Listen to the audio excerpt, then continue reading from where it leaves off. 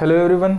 तो चलिए इस वीडियो में हम लोगों को पढ़ना है इक्विपोटेंशियल सरफेसेस के बारे में। ठीक है, जैसा कि इक्विपोटेंशियल सरफेस के बारे में हम प्रीवियस वीडियो लेक्चर में भी आप लोगों को बोले थे कि अगर कांस्टेंट इलेक्ट्रिक फील्ड में एक सरफेस को ड्रॉ कर रहे हैं तो उस सरफेस पे जितना भी पॉइंट्स लाई कर रहा होगा सारे पॉइंट्स का जो पोटेंशियल है वो सेम देखने को हम लोगों को मिलता था। और हमें वहाँ भी ये आप लोगों को बताए हुए थे इन सारे पॉइंट्स को या फिर उस सरफेस पे जो पॉइंट्स लाई कर रहा है या उस सरफेस को हम लोग क्या नाम देंगे, इक्विपोटेंशियल सरफेस नाम देंगे। ठीक है, तो टॉपिक डाल लीजिए आज का हम लोगों को क्या पढ़ना है, इक्विपोटेंशियल सरफेस पढ़ना है।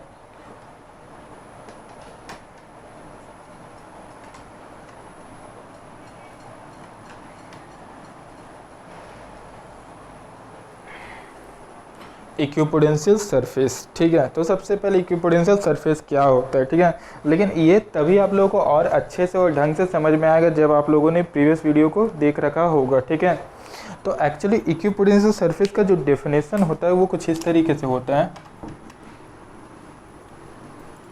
Equipotential surfaces are the locus of points those have same potential।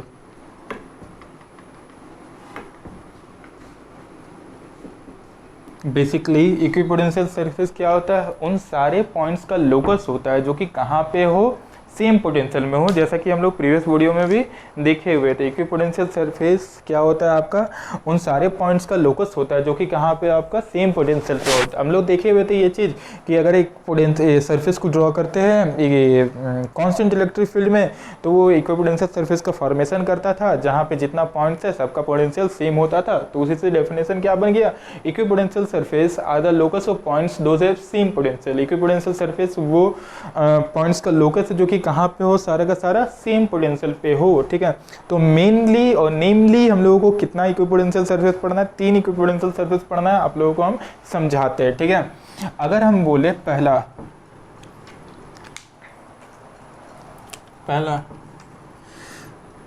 For constant electric field,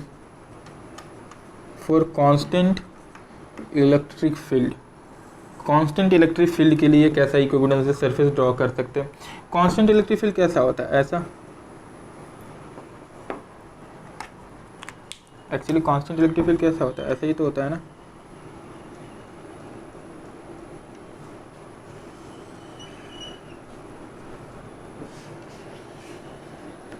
ये कांस्टेंट इलेक्ट्रिक फील्ड है, तो अगर इलेक्ट्रिक फील्ड कांस्टेंट हो तो इस पे इक्विपोटेंशियल सरफेसेस कैसा ड्रॉ हो सकता है हमारा। हम लोग ये लास्ट वीडियो में भी देखे थे, वहाँ कुछ ऐसा ड्रॉ होता था।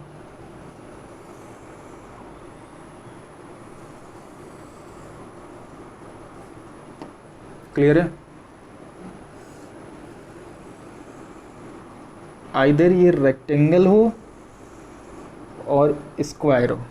ठीक है, रेक्टेंगल स्क्वायर में से कुछ भी हो सकता है, ये क्लियर है।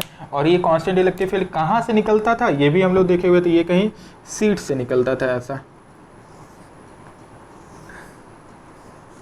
पॉजिटिव सीट से। नेगेटिव सीट हो तो उसमें टर्मिनेट करता था, हो याद होगा आप लोगों को। क्लियर है ये चीज़।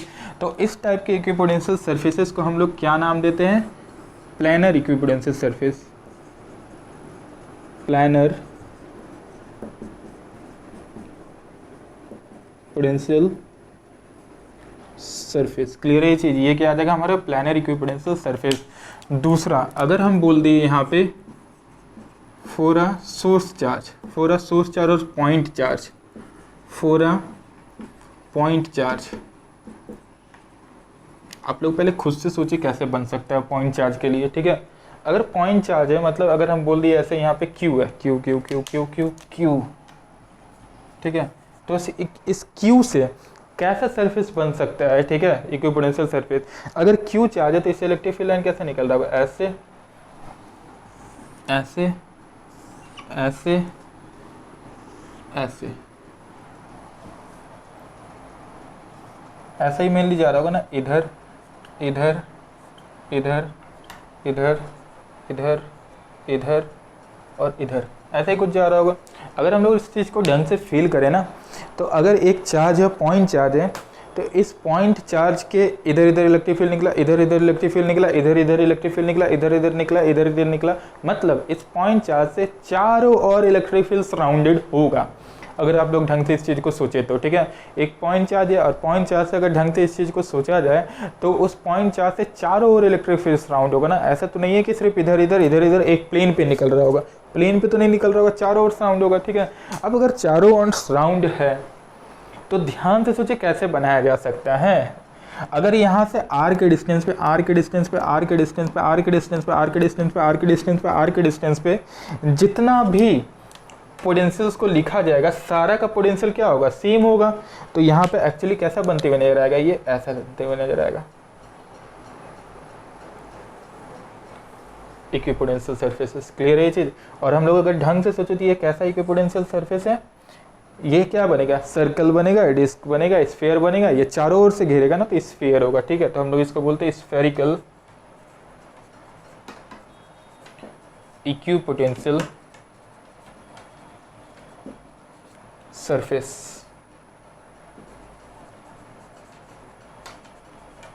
ठीक है। इसके बाद for a line charge, for a line charge और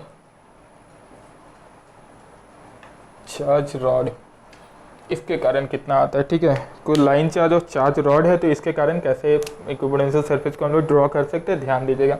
हम बोले ऐसा लाइन चार्ज है,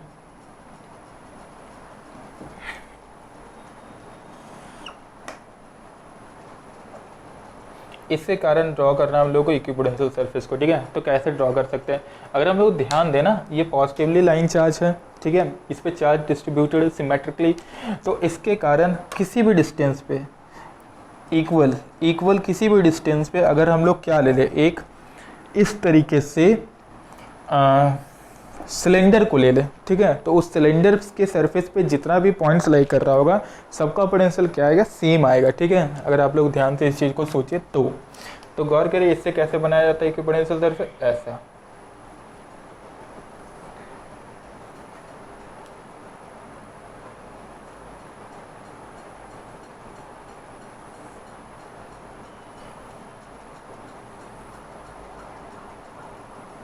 ऐसा बनाया जा सकता है, ठीक है। और इन सबको क्या नाम दिया गया है, इन सबको नाम दिया गया cylindrical equipotential surface, cylindrical equipotential surface. Clear है ये चीज। तो मेनली हम लोगों को कितना इक्विपोटेंशियल सरफेस देखना है, टोटल 3 इक्विपोटेंशियल सरफेस देखना है। कौन कौन सा देखना है भाई, एक हम लोगों को देखना है अगर इलेक्ट्रिक फील्ड कांस्टेंट हो तो उसके कारण कैसा बनेगा, प्लानर इक्विपोटेंशियल सरफेस, या इस वाले चीज को हम लोग रेक्टेंगुलर इक्विपोटेंशियल सरफेस भी बोलते हैं, ठीक है। इस वाली चीज को प्लानर या फिर रेक्टेंगुलर भी बोला जाता है। दूसरा अगर ये सोर्स चार्ज है तो सोर्स चार्ज के कारण कैसा बनेगा, या पॉइंट चार्ज के कारण कैसा बनेगा, स्फेरिकल इक्विपोटेंशियल सरफेस। और आपका अगर एक लाइन चार्ज दिया हुआ है, एक चार्ज रॉड दिया हुआ है तो उसके कारण हम लोग कैसा बनेगा, सिलेंड्रिकल इक्विपोटेंशियल सरफेस। कैसे, ध्यान दीजिए, इसमें और थोड़ा सा हम बता दे रहे हैं। इससे इलेक्ट्रिक फील्ड लाइन जो निकल रहा होगा वो कैसे निकल रहा होगा, ऐसा ही,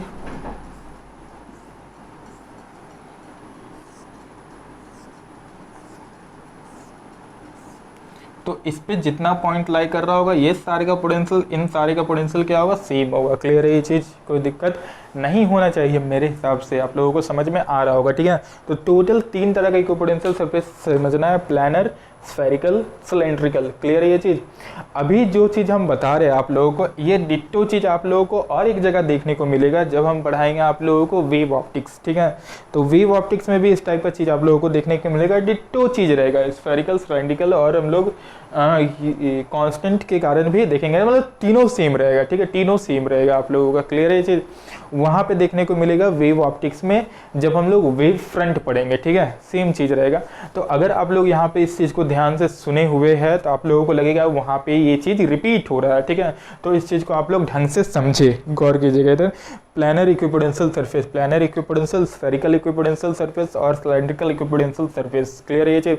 तो अगर सोर्स कैसा है इसका, सोर्स का मतलब अगर सोर्स है कांस्टेंट इलेक्ट्रिक फील्ड तो प्लानर, अगर सोर्स है पॉइंट चार्ज तो ये स्फेरिकल, अगर सोर्स है लाइन चार्ज तो आपका सिलेंड्रिकल। क्लियर है ये चीज़। इन सब सारी चीज़ों को याद रखिएगा। और इसको थोड़ा सा हम अगर फील करवाएं तो 2-3 पॉइंट को लेते हैं ना, इस पॉइंट को ए पॉइंट बी पॉइंट, तो पोटेंशियल एट ए किसके बराबर होगा, पोटेंशियल एट बी के बराबर होगा। ठीक है, क्या पोटेंशियल एट सी के बराबर होगा, सी का पोटेंशियल ए के बराबर होगा, सी का पोटेंशियल ई के बराबर थोड़ी ना होगा, सी का पोटेंशियल तो डी के बराबर होगा। क्लियर है चीज, इसका पोटेंशियल इसके बराबर होगा, इसका पोटेंशियल इसके बराबर होगा, इसका पोटेंशियल इसके बराबर नहीं होगा। क्लियर है चीज, इस सरफेस का ही कुछ और पोटेंशियल होगा कांस्टेंट, इस सरफेस का ही कुछ और पोटेंशियल होगा कांस्टेंट। क्लियर है ये चीज़ समझ में। और अगर थोड़ा सा हम लोग फील करें इस चीज़ को, तो आप लोगों को ये पता होगा कि ये पोटेंशियल जो होता था, इक्विपोटेंशियल सरफेस हम लोग जो बनाते थे, कैसे बनाते थे, ये तब बनाते थे जब इलेक्ट्रिक फील्ड के साथ ये वाला जो लाइन है या सरफेस है कितना एंगल बना रहा हो, 90 डिग्री एंगल बना रहा हो। सरफेस कितना बना रहा हो, 90 डिग्री एंगल बना रहा हो। सरफेस कितना बना रहा हो, 90 डिग्री एंगल बना रहा हो। यहाँ भी सरफेस कितना एंगल बना रहा होगा, 90 degree 90 degree 90 degree electric field के साथ। यहाँ भी कितना बन रहा होगा, 90 डिग्री बन रहा होगा, 90 डिग्री बन रहा होगा, 90 डिग्री बन रहा होगा, 90 डिग्री बन रहा होगा। दिख रहा है आप लोगों को, क्लियर है चीज़, 90 डिग्री बन रहा है ना जी, आया समझ में। तो हमेशा और हमेशा for equipotential surface electric field जो है वो सरफेस के साथ कितना एंगल बनाता है, 90 डिग्री का एंगल बनाता है। ये आप लोगों को याद होना चाहिए, और तभी जाके दो पॉइंट का पोटेंशियल क्या हो पाता है, सेम होता पाता है, अदरवाइज सेम नहीं हो पाएगा। ये हम लोग प्रीवियस वीडियो लेक्चर में भी देखे हुए थे, कैसे वो 90 डिग्री बन रहा था, cos 90 का वैल्यू 0 आ रहा था, तब जाके वो VA = VB हो रहा था। आप लोगों को अगर याद होगा ये चीज़ तो। क्लियर है यहाँ तक, तो ध्यान से इस चीज़ को समझिए। यहाँ पे कुछ प्रॉपर्टीज आता है, उसको हम लिखवा देंगे, पहले समझा रहे हैं कि इक्विपोटेंशियल सरफेस पे जितना पॉइंट्स होगा रखना इस तरीके से। इक्विपोटेंशियल सरफेस पे जितना पॉइंट होगा सारा का ये पोटेंशियल क्या होगा, सेम होगा। अगर कांस्टेंट इलेक्ट्रिक फील्ड है तो उसके कारण रेक्टेंगुलर या प्लानर इक्विपोटेंशियल सरफेस बनेगा, और पॉइंट चार्ज है तो उसके कारण स्फेरिकल बनेगा, और लाइन चार्ज है तो उसके कारण क्या बन रहा होगा, सिलेंड्रिकल बन रहा होगा। In equipotential surface electric field are always perpendicular to the surface. तीसरा पॉइंट क्या याद रखना है हम लोगों को, अगर हम बोले कोई चार्ज को ए से लेके बी तक मूव करवा रहे हैं, ठीक है, हम बोलते हैं if we move a charge from A to B find the work done in moving a charge from A to B. Clear है ये चीज़, ए से बी तक किसी चार्ज को ले जाने में कितना वर्क डन करना पड़ा होगा। तो हम लोग को पता है ना ये चीज़, जो वर्क डन होता है जो वर्क डन होता है माइनस का delta U, work done due to conservative force किसके बराबर होता है, माइनस डेल्टा यू के बराबर होता है। ठीक है, माइनस डेल्टा यू को क्या लिख सकते हैं, Q into V initial minus Q into V final, ऐसे लिख सकते हैं ना, work done due to conservative force. और क्यू को कॉमन ले लेंगे तो क्या आएगा, V initial minus V final. अरे भाई यहाँ पे हम लोग को देखने को मिला वी इनिशियल बोलो या वी फाइनल बोलो या इस पर कोई भी पॉइंट उठाओ तो सबका पोटेंशियल सेम है। ये वाला चीज़ सेम हो गया तो वर्क डन कितना आ जाएगा, 0। ये क्वेश्चन पूछा गया आप लोगों से, ये आप लोगों से नहीं, जेईई में पूछा गया है। ठीक है, जेईई में पूछा गया कुछ साल पहले, 15-16 में पूछा गया था, 14-15 में पूछा गया था अप्रॉक्स। ठीक है, find the work done in moving a charge from one point to another point in an equipotential surface. अगर हम लोग एक चार्ज को मूव करवा रहे हैं एक पॉइंट से दूसरे पॉइंट में इक्विपोटेंशियल सरफेस में, तो वर्क कितना होगा, वर्क 0 होता है। ठीक है, इस चीज़ को याद रखिएगा, वर्क कितना होगा, 0।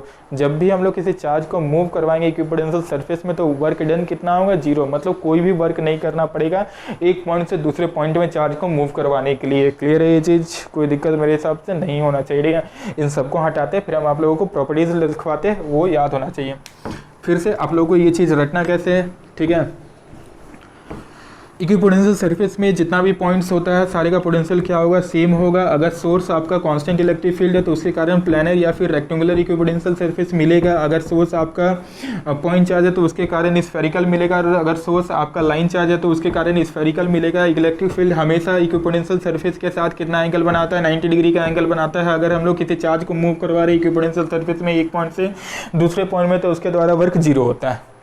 इस तरीके से आप लोगों को रटा होना चाहिए जैसे हम बोले ये चीज़। ठीक है, चलिए तो हम प्रॉपर्टीज को कुछ समझा दे रहे हैं, आप लोग साथ में प्रॉपर्टीज लिखते चले। ठीक है, पहला प्रॉपर्टी क्या, जो सारा बता दिए उसी को लिखवा दे रहे हैं। इलेक्ट्रिक फील्ड लाइंस ऑलवेज, लिखिए प्रॉपर्टीज ऑफ इक्विपोटेंशियल सरफेस। ठीक है, properties of equipotential surface, properties of equipotential surfaces. Clear है चीज, electric field lines always travels perpendicular to the equipotential surface, ठीक है। Electric field lines travel perpendicular या flow perpendicular to the equipotential surface. जैसे कि हम लोग देखें, work done in moving a charge from one point to another point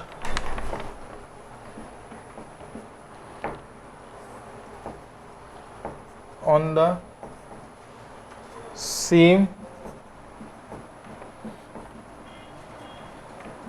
equipotential surface is always zero.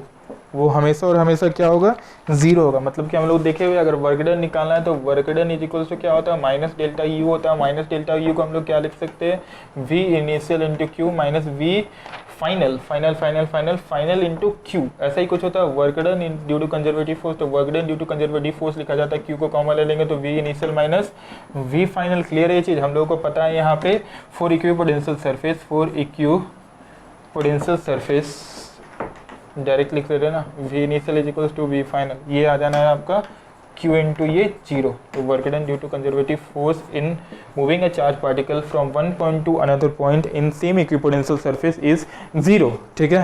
ये clear है ये चीज़, ये सारा प्रॉपर्टी आप लोगों को याद होना चाहिए। अगर हम बोले जैसा कि अगर ये इलेक्ट्रिक फील्ड लाइंस हैं और यहाँ पे एक इक्विपोटेंशियल सरफेस को ड्रॉ कर रहा है, ठीक है, और ये दूसरा इक्विपोटेंशियल सरफेस है, ये पॉइंट ए है, ये पॉइंट बी है। What is the work done in moving a charge particle from A to B is always zero, ठीक है। What is the work done in moving a charge particle from A to C, A to C के लिए अगर work done निकाल दे तो क्या ये zero आएगा, ये जीरो थोड़ी ना आएगा, ये दोनों थोड़ी ना सेम पोटेंशियल पे। क्लियर है ये चीज़, ये आप लोगों को याद होना चाहिए।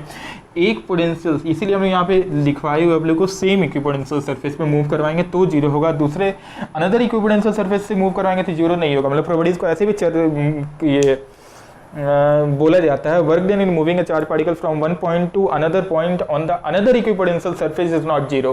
क्लियर है ये चीज़, चलिए यहाँ तक समझ में आ रहा है। तो कुछ क्वेश्चंस को हम लोग देखते हैं, आप लोग पहले खुद ट्राई करें फिर देखिए वो सही हो रहा है या नहीं हो रहा है।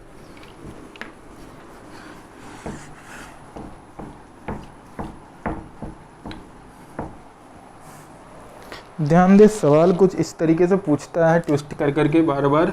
एग्जाम्पल, ये इक्विपोटेंशियल सरफेस है, ये इक्विपोटेंशियल सरफेस है, ये इक्विपोटेंशियल सरफेस है। क्लियर है ये चीज़।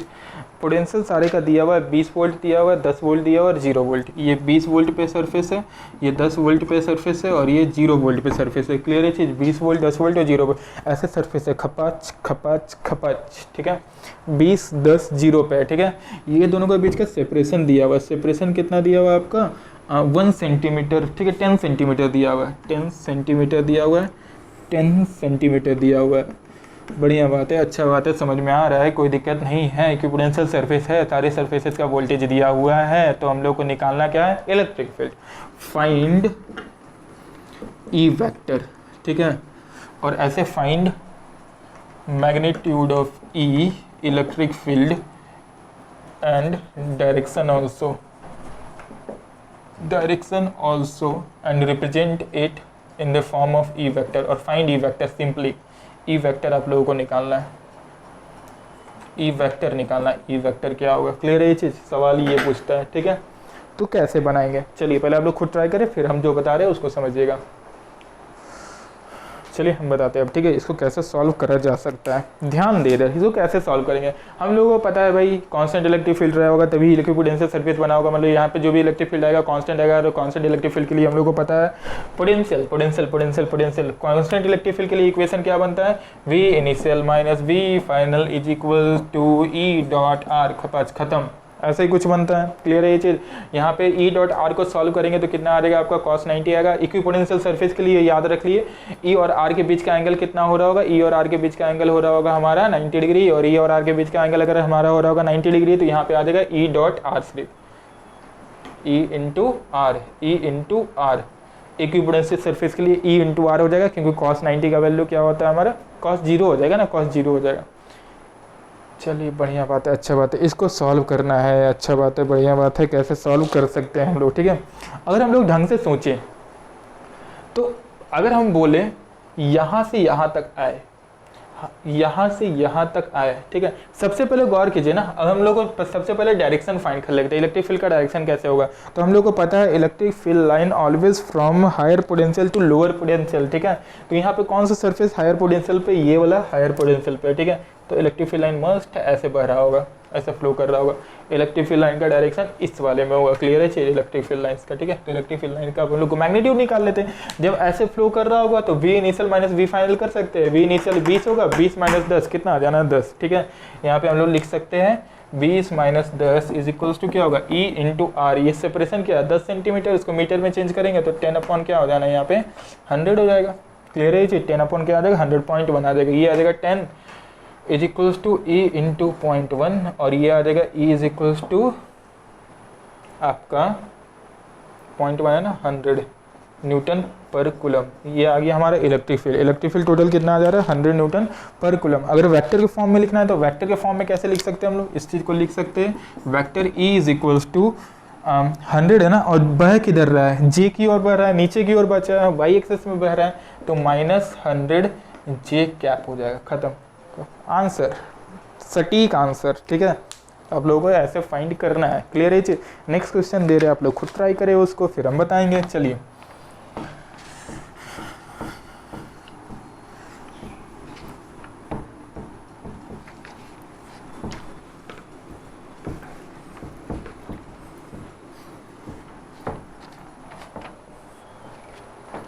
अगला सवाल।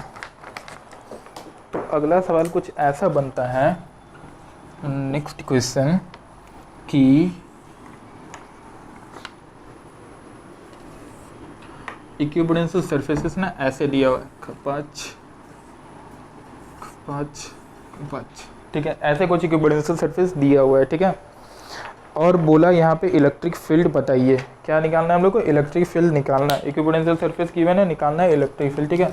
ये वाला जो एंगल है ना 37 डिग्री बना रहा है, हाँ ये एंगल कितना बन रहा है हमारा, 37 डिग्रीज बन रहा है, क्लियर है ये चीज़। और ये जो वैल्यू दिया हुआ है, ये वैल्यू दिया हुआ है आपका 50 सेंटीमीटर, ठीक है। तो इलेक्ट्रिक पोटेंशियल निकालना है, ये 20 वोल्ट पे है, ये आपका 10 वोल्ट पे है, और ये 0 वोल्ट पे है, ठीक है। तो हम लोग को पता है इक्विपोटेंशियल सरफेस दिया हुआ है भाई, ऐसे खपाच 20 10 0 दिया हुआ है, तो इलेक्ट्रिक फील्ड निकालना है। तो इलेक्ट्रिक फील्ड हम लोग कैसे निकाल सकते हैं, हम लोग को यहाँ पे ये पता है कि जो इलेक्ट्रिक फील्ड फ्लो करता है वो higher potential to lower potential flow करता है, भाई ऐसे फ्लो करता है, समझ में आ गया, higher potential to lower potential flow करेगा और परपेंडिकुलर टू द सरफेस रहेगा। इक्विपोटेंशियल सरफेस ये सारा है क्या, ये इक्विपोटेंशियल सरफेस है, इक्विपोटेंशियल सरफेस है, ईपीएस, चलिए ईपीएस है, इक्विपोटेंशियल सरफेस है, ठीक है। अगर ये इक्विपोटेंशियल सरफेस है तो जो भी इलेक्ट्रिक फील्ड फ्लो कर रहा होगा परपेंडिकुलर फ्लो कर रहा होगा, हम लोग को पता है प्रॉपर्टीज में, ठीक है। प्रीवियस क्वेश्चन में भी यही किया था हम लोग। अब जरा सोचे ढंग से कैसे बनाया जा सकता है। ये 37 डिग्री है ना, और ये परपेंडिकुलर लाइन होगा तो ये हो रहा होगा आपका यहाँ पे 53 डिग्री, क्लियर है चीज़। ये हो जाएगा हमारा 53 डिग्री, ये एंगल आ जाएगा हमारा 53 डिग्री, ठीक है। तो इस 50 का ये वाला कॉम्पोनेंट कितना आ रहा होगा, ये कॉम्पोनेंट आ रहा होगा 50 cos 53 डिग्री, यही तो चाहिए ना डिस्टेंस, मिल गया 50 cos 53 डिग्री का वैल्यू, क्लियर है चीज़। वो कितना आ गया, 50 cos 53 डिग्री आ गया, 50 cos कितना आ गया, 53 डिग्री, वो चीज़ आ जा रहा है, क्लियर है चीज़। cos 53 का वैल्यू 5/3, ये इंटू क्या रहा होगा 5/3, 3/5 होता है ना, 3/5 कैंसिल आउट किया तो ये आ गया हमारे 0.3, क्लियर है चीज़। ये हमारा कितना आ जा रहा है, 0.3 आ जा रहा है भाई, 0.3 आ गया, 0.3 30 सेंटीमीटर आ गया, क्लियर है चीज़। ये डिस्टेंस पता चल गया, फिर से बता दे रहे एक बार क्या है। ये 37 है तो ये वाला एंगल 53 डिग्री, ये वाला एंगल 53 डिग्री, ये 53, ये 50 है तो 50 का ये कंपोनेंट क्या हो जाएगा 50 cos 53 डिग्री। इसको सॉल्व करने पे आ जाएगा 30 सेंटीमीटर, क्लियर है चीज़। इतना कुछ आ गया। तो हम लोग को पता है V initial minus V final equals to E into D होता है, क्लियर है चीज़। ई निकालना है, डी कितना दिया हुआ है हमारा 30 सेंटीमीटर, मतलब 0.3 सेंटीमीटर दिया हुआ है, 0.3 मीटर दिया हुआ है। वी इनिशियल कितना है आपका 20 माइनस वी फाइनल कितना है 10। आप इन दोनों की भी हेल्प से लेकर निकाल सकते हैं, इन दोनों की भी हेल्प से निकाल सकते हैं। देखिएगा डिफरेंस मेरा कांस्टेंट आएगा इलेक्ट्रिक फील्ड के लिए, ठीक है, इक्विपोटेंशियल सरफेस के लिए। तो यहाँ से ई का वैल्यू आ जाएगा आपका 100/3। बढ़िया बात, अच्छा बात है, समझ में आ गया, कोई दिक्कत नहीं है, ठीक है। तो अब हम लोग जरा ढंग से सोचे तो इलेक्ट्रिक फील्ड ऐसे आ रहा है 53 डिग्री एंगल बना के, क्लियर है चीज। तो इसका दो कंपोनेंट आएगा, इलेक्ट्रिक फील्ड ऐसा है, तो एक आ जाएगा आपका ई cos 53 डिग्री और एक आ जाएगा आपका ई sin 53 डिग्री, क्लियर है ये चीज़। तो अगर ई को लिखे तो ई का वेक्टर क्या आएगा हमारा, ई cos 53 डिग्री प्लस ई sin 53 डिग्री, ठीक है। ई का वैल्यू दिया हुआ है हमारा कितना, 100/3 cos 53 डिग्री आई का माइनस नीचे जा रहा है ना, ई का वैल्यू दिया हुआ है हमारा 100/3 sin 53 डिग्री जी कैप, हो गया ई वेक्टर। कोई कष्ट है क्या, नहीं, इतना आई कैप इतना जी कैप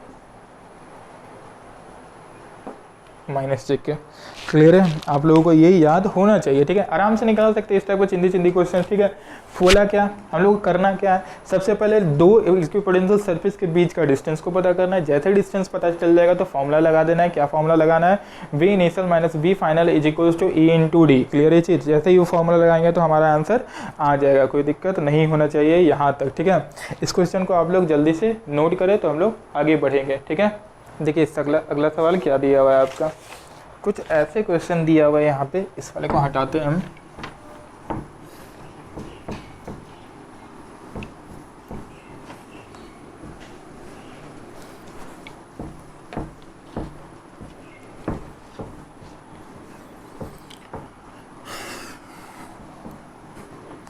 ये पूछा हुआ सवाल है, आप लोग ढंग से सोचिएगा और सॉल्व कीजिएगा, ठीक है।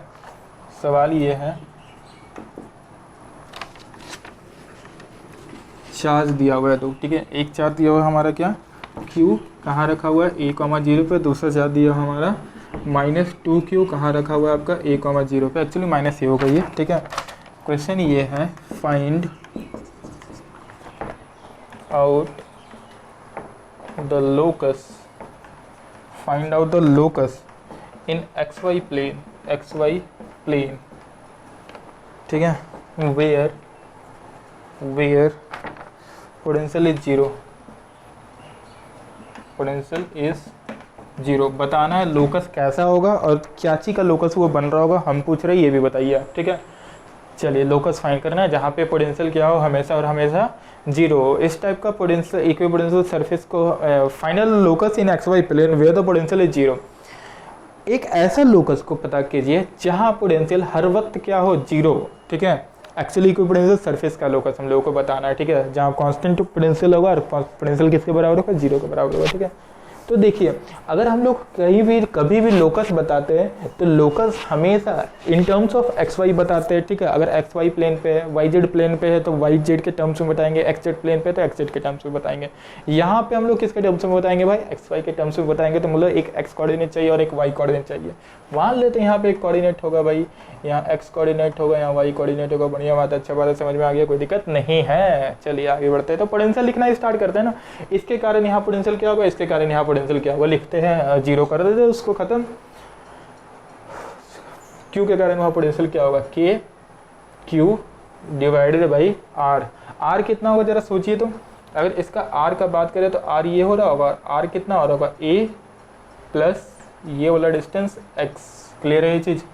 तो over root A square plus X square, clear है ये चीज़। -2Q के कारण कितना होगा, प्लस Y स्क्वायर रूट, यही कुछ आएगा ना, over root A plus x का होल स्क्वायर, सॉरी ये नहीं होगा, A प्लस एक्स का whole square, A plus x का whole square plus Y square. ये पूरा डिस्टेंस हो जाएगा हमारा A प्लस एक्स और ये हो जाएगा हमारा Y, तो A प्लस एक्स का whole square plus Y square.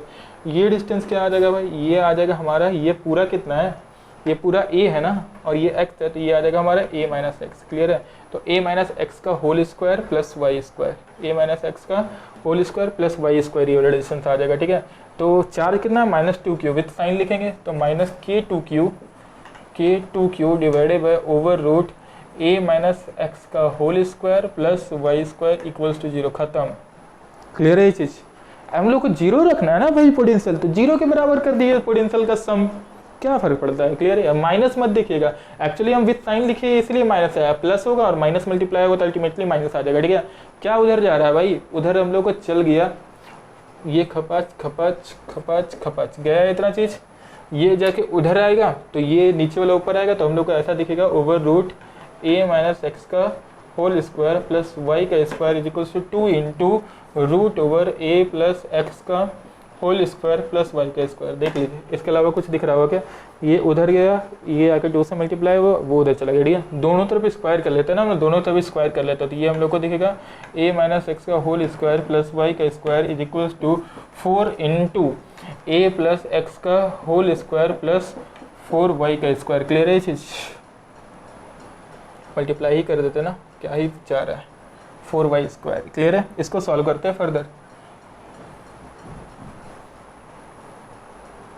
4y square, इसको सॉल्व करते हैं, ये आ जाएगा हमारा a square plus x square minus 2xy plus y square equals to, ये हो जाएगा हमारा 4a square plus 4x square plus 8ax plus 4y square. Clear है चीज़, सबको उठा के इधर ले आते हैं, तो 4a square minus a square कितना आ जाएगा 3a square, 4x square minus x square minus plus 3x square 8ax plus 2ax, sorry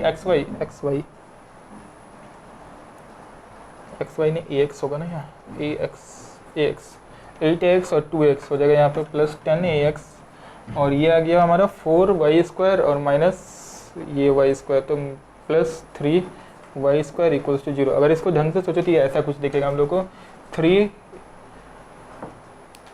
square plus 3y square plus 10ax plus 3a square equals to 0। अब सोचिए किसका equation है, इस वाले चीज़ को ढंग से सोचिए, ये किसका इक्वेशन है, ठीक है।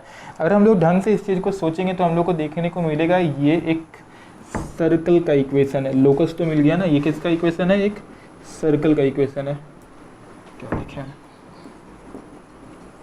ये एक सर्कल का इक्वेशन है। क्लियर है ये चीज़, ये किसका इक्वेशन है, सर्कल का इक्वेशन है। सर्कल का इक्वेशन भी तो कुछ ऐसा ही होता है ना, x square plus y square plus 2gx plus 2fy plus c is equals to 0, कुछ ऐसा ही जाता है ना सर्कल का इक्वेशन, जहाँ पे सेंटर कहाँ होता है, सेंटर कहाँ पे होता है minus F comma minus g comma minus F बोलते हैं हम लोग इस चीज़ को, एफ कॉमा जी नहीं g comma f, minus g comma minus f, और अगर रेडियस निकालना है तो क्या होता है over root f square plus g square minus c square, यही कुछ होता है, g square minus plus f square minus c square, radius ये होता है, ठीक है। तो फर्दर हमारा निकालना था, सवाल यहीं तक था, तो ये क्वेश्चन हमारा सॉल्व हो गया। और आया क्या, ये लोकस किसका आया, एक सर्कल का लोकस आया। हम लोग को देखने को मिला क्या, यहाँ पे क्या बन रहा होगा, सर्कल बन रहा होगा पूरा, और सर्कल पे जितना भी पॉइंट्स होगा सबका पोटेंशियल क्या होगा, 0 होगा। क्लियर है ये चीज़, हम लोग को ये देखने को मिला। लेकिन अब यहाँ पे एक चीज़ को ध्यान दीजिएगा आप लोग, ठीक है, कि इसमें से सेंटर भी निकालने बोल सकता है, ठीक है। तो इस वाले इक्वेशन को और इस वाले इक्वेशन पूछा नहीं गया था, फिर भी हम बोल रहे हैं पूछ सकता है, ठीक है। इस वाले इक्वेशन को इक्वेट कीजिएगा तो यहाँ से सेंटर निकल जाएगा, ठीक है। फर्दर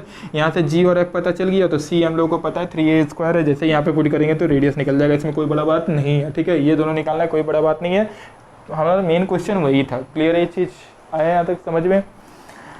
तो इस चीज़ को हम लोग सॉल्व कैसे करेंगे, सवाल ये था कि find out the locus in x y plane where the potential is 0। Locus पता करना था एक्स वाई प्लेन पे, जहाँ पे पोटेंशियल क्या होता है 0 होता है, तो हम लोग सबसे पहले क्या मान लेंगे, एक्स कॉमा वाई कोऑर्डिनेट मान लेंगे, वहाँ से हम लोग क्या लिख लेंगे, नेट पोटेंशियल लिख लेंगे। नेट पोटेंशियल किसके बराबर होना चाहिए, 0 के बराबर होना चाहिए, 0 से इक्वेट करेंगे तो फाइनली उसको सॉल्व करने पे एक आ गया हमारा इक्वेशन। और इक्वेशन किसका दिखा, हमारा सर्कल का दिखा, मतलब सर्कल पे जितना भी पॉइंट्स होगा सारा लोकस क्या हो रहा होगा, 0 हो रहा होगा। क्लियर है ये चीज़, सारे पॉइंट्स का जो पोटेंशियल होगा वो 0 होगा, समझ में। तो बेसिकली ये पूरा आपका इक्विपोटेंशियल सरफेस था। इक्विपोटेंशियल सरफेस से क्वेश्चन करा जाता है, ठीक है, अगर आप लोगों को उसका प्रॉपर्टी पता है और उसके बारे में ढंग से पता है कि उसमें कैसे इक्विपोटेंशियल सरफेस कैसे काम करता है, ठीक है। तो इस वाले चीज़ को आप लोग ढंग से देखें, ठीक है। फर्दर हम लोग नेक्स्ट आगे पढ़ना है हम लोग को डाइपोल वगैरह के बारे में, वो हम लोग नेक्स्ट देखेंगे डाइपोल क्या होता है, ठीक है।